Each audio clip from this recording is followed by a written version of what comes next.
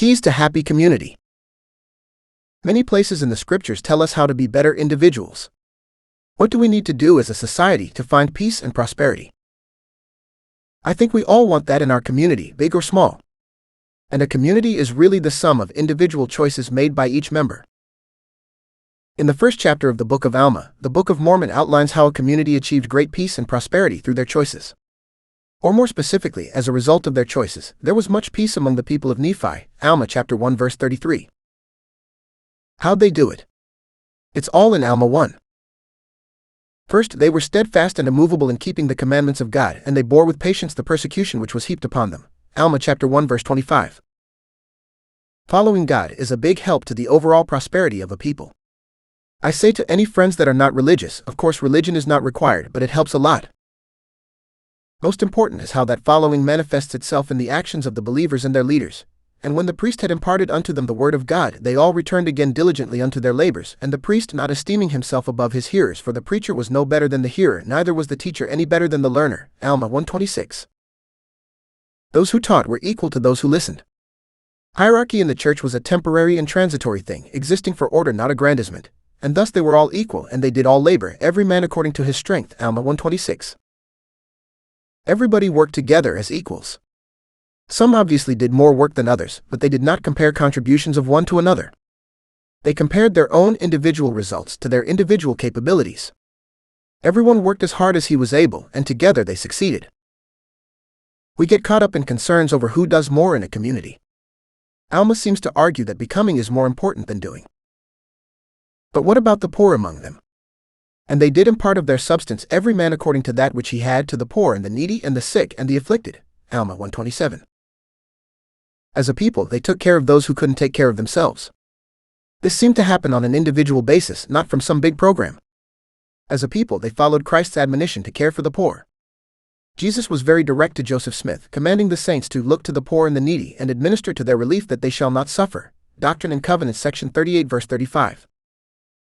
But back to the people of Alma. What happened when they did this? And now, because of the steadiness of the church, they began to be exceedingly rich, having abundance of all things whatsoever they stood in need, Alma 1:29.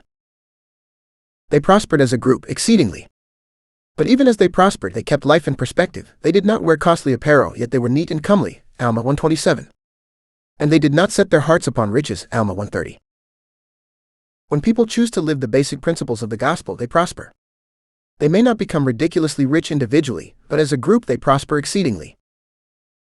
This happens because they don't focus on the prosperity itself. They don't overadorn themselves and set their heart upon their riches.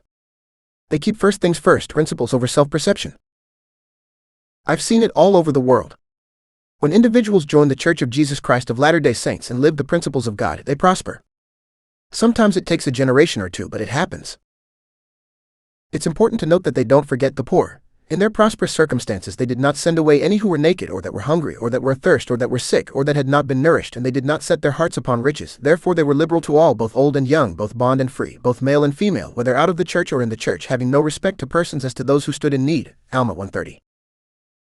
And because of their choices, the gap between believers and others got wider, and thus they did prosper and become far more wealthy than those who did not belong to their church.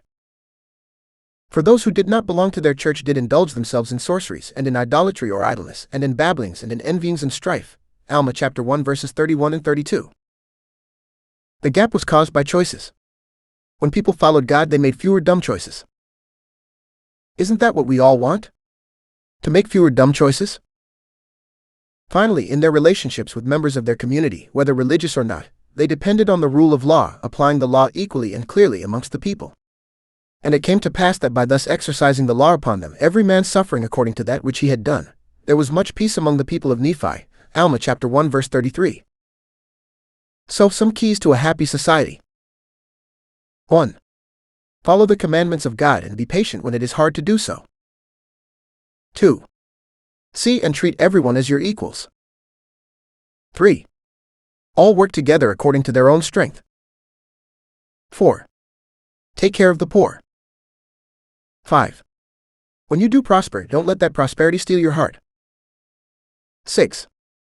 Respect and apply equitably the rule of law. As we face political turmoil, it's worth noting that the keys to success aren't really new. Principles are eternal.